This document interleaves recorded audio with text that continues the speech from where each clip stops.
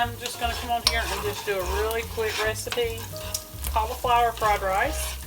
It's supposed to be a keto dinner recipe. I'm not going to make it for the whole family, just me and my son.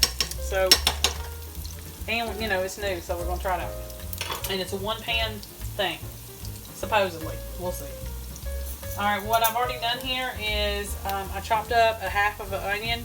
The onion was small, so I just chopped up the whole thing. And I chopped up 2 medium carrots and diced all that up. Cooked it until it was just a little bit tender and a little bit of oil. The next thing you're supposed to add is minced garlic, which it calls for a tablespoon of it. And let's see what else. Okay. You allow this to cook for a minute.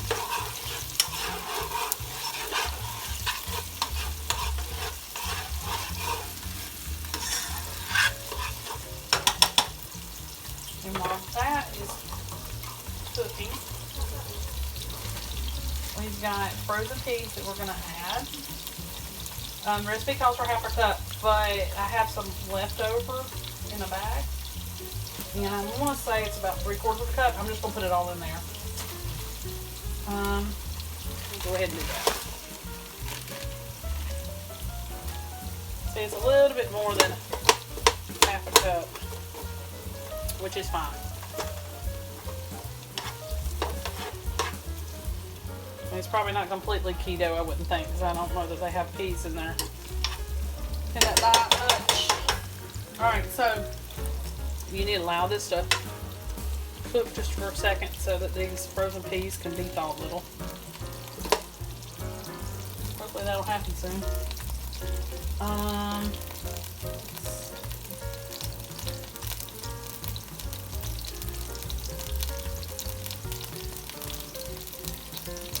Alright, I'm going to let this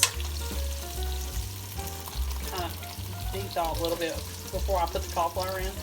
Cauliflower is the rice cauliflower that you get at the store, or you can write your own. Big old hunk of ice. And you need to let it warm just a little bit. In your carrot and onion mixture.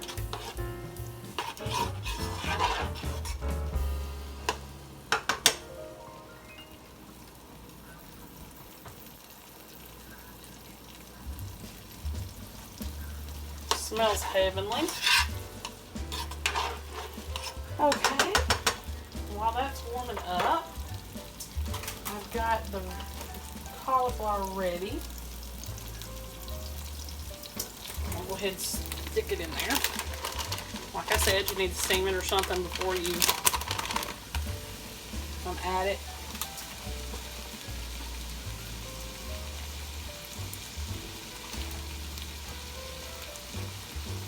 Okay.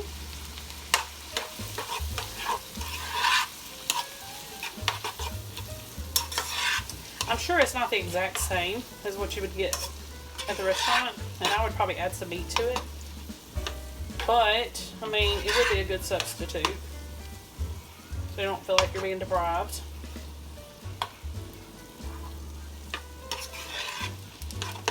Okay. So you keep stirring it around so it doesn't burn. Let it get heated through. Meanwhile, you need to crack 2 eggs in the center of this mixture, which I'm about to do. Show you how to do that.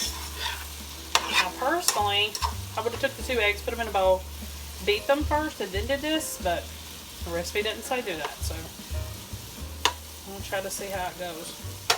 Give it just a few more minutes.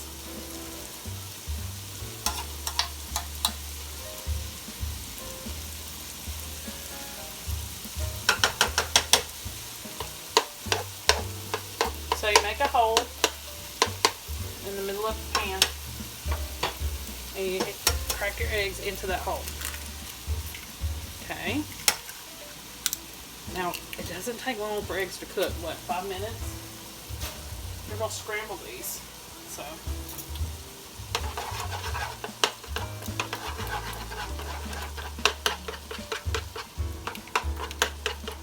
Now, in the recipe, it says to just scramble it right here and then mix with everything else. can give it a few minutes, but I would like to go ahead and combine it.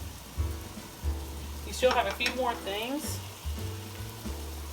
to add. We're going to need soy sauce and sesame oil, which is two things I always keep on hand.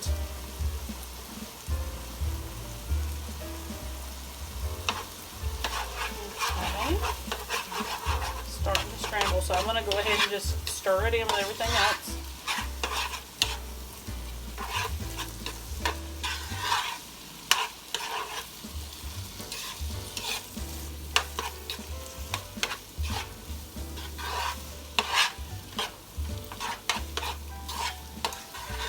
Alright, looks fantastic. Okay. Sesame oil, 1 teaspoon sesame oil and 2 tablespoons of soy sauce. So let me get the sesame oil in there. Sesame oil you definitely want to have and do not substitute. It makes it taste like it's Chinese food or Asian cuisine. So you definitely don't want to skimp on that. And it's fairly cheap. You can find it at most grocery stores. Okay, and let's do that. Now, the rest of our oil. Okay, now we need 2 tablespoons of soy sauce. It smells good too.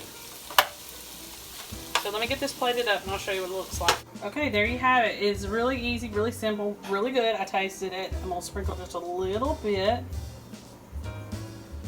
of sesame seeds on there. And that's it. And it's really good. Now, I will warn you, for my taste, it's going to have more soy sauce. But other than that, it tasted like a really good substitute. See y'all later.